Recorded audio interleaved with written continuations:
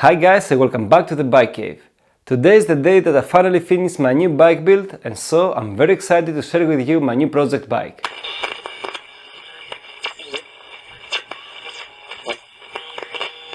Long story short, I got the pivot point last November so as to build a more versatile bike that will be capable of hitting some mountain bike trails and also doing some of the tricks I love.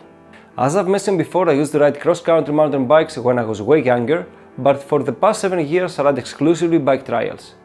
This started with street trials that merged my BMX and mountain biking backgrounds, and for the past 4 years I ride mostly my competition trials bike. But now that I haven't sat on a saddle for so long, I kind of miss it, and so I decided to build a more versatile bike. So I got this dirt jumper and I decided to turn it into a mountain bike, and finally you'll see that I ended up with a bike that looks more like a fourcross bike than a typical hardtail mountain bike. But let's jump into the bike build and we'll discuss about this while I'm building the bike. In the previous videos of this bike build, we've discussed how I built the wheels I'm going to use for this bike, as well as how I maintained its suspension and its brakes.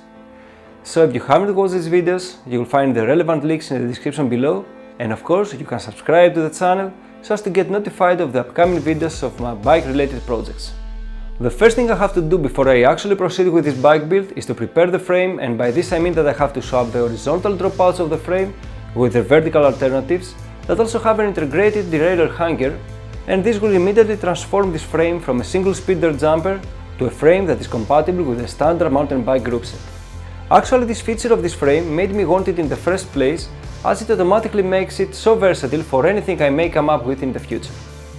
Next, I prepared the rear wheel by installing the cassette, and for this bike build I'm going for a 1x9 setup, as I already had my old derailleur hanging around, and as I've mentioned before, I wanted to repurpose as many parts I already had as possible. However, I'm not going to tell you about the derailleur I'm going to use yet, but I'm going to comment on the hub I used for this wheel, as I promised you on the video that I built it.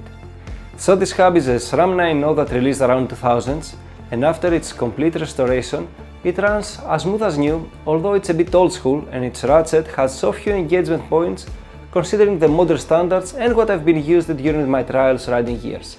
Next, it was time to work on the actual bike again and fit the headset bearings, the suspension fork, the stem and the handlebars so as to start to look more like a bike and be ready to mount everything else on it. And now it's time to install the bottom bracket and the crankset.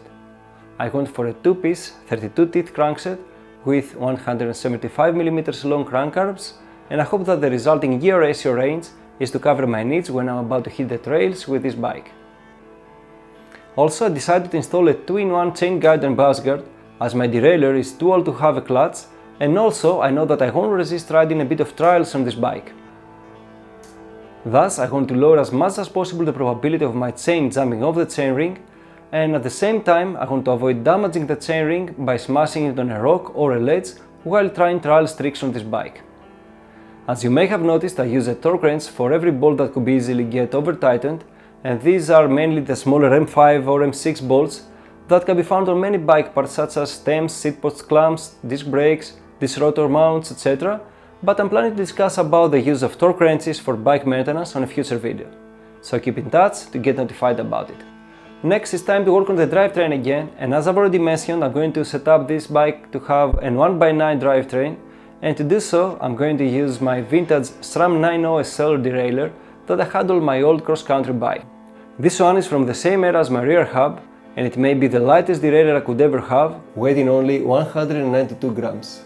I know that I shouldn't care much about the weight, considering that I built a steel bike, but knowing that it's so light, I couldn't avoid flexing a bit about it. Having installed the derailleur, I can now install the rear wheel and measure the required length of the chain. I have to mention that I didn't use the quick link for this one, similarly to what I do on my trial bikes, but I kept the quick link for trial side fixes in case of an emergency. Next, it's time to install the shifter and set up the shifting on my new bike. At that point, I have to mention that if you intend to select group set parts for your bike, you have to keep in mind that if you intend to use a SRAM derailleur, you have to stick with a SRAM shifter and vice versa. The same applies on other brands, as the pull ratio of the shifter has to be compatible with the derailleur that is to work with.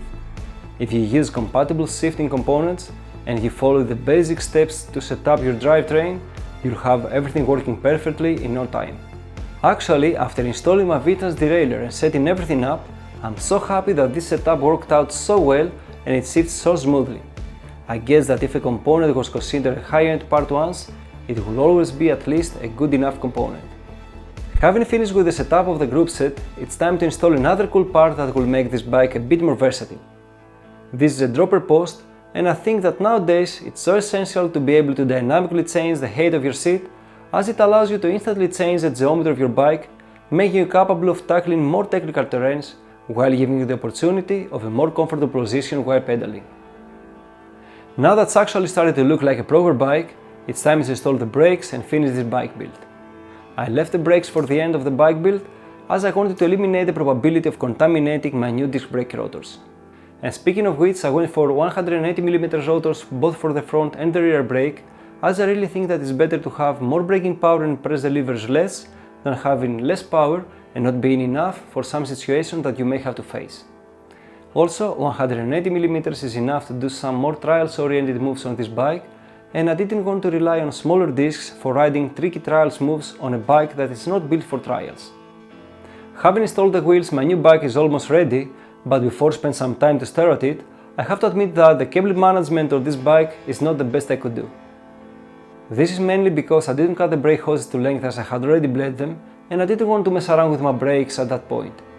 But I'm planning to do it the next time I decide to maintain these brakes and replace their pistons with the new titanium ones I have ordered and already discussed about in a previous video. So be sure to subscribe to get notified when this video is released. Anyways, having confessed about this non-aesthetically pleasing detail of my new bike, it's time to stare at it and discuss a bit about the final result after having ridden it for a while now. First of all, I personally think that it's so beautiful, and given the fact that I have repurposed many of the parts I had laying around from my old bikes, it adds up to its sentimental value. Regarding its performance as a bike, I've ridden some street trials lines on it, and it rides surprisingly well considering the low number of engagement points for the rear hub's ratchet, but I'm not planning on riding trials on a regular basis on this bike, as I already have two dedicated bikes for that purpose, and I do not want to damage it by pushing it to its limits while riding trials. But let's get to its performance as a mountain bike, as I actually built it to hit the trails on it. I haven't ridden it too many times since I built it, but I have to admit that it's quite strange. It's not the usual mountain bike I had used when I was younger. Its wheelbase is quite short, and this makes it so nimble and fun to ride when descending, but it feels quite strange when ascending. Overall, I have enjoyed it so much up to now, and I believe that the more I'm getting used to it, the more fun it will be. Thus, be sure that you'll see more of this bike in the future.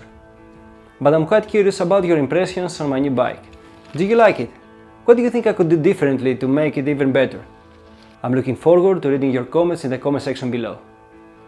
That's it for today, guys, and I really hope you like this one, as it concludes this 4-part video series on this bike build. If you haven't watched the previous parts, you'll find the relevant links in the description below.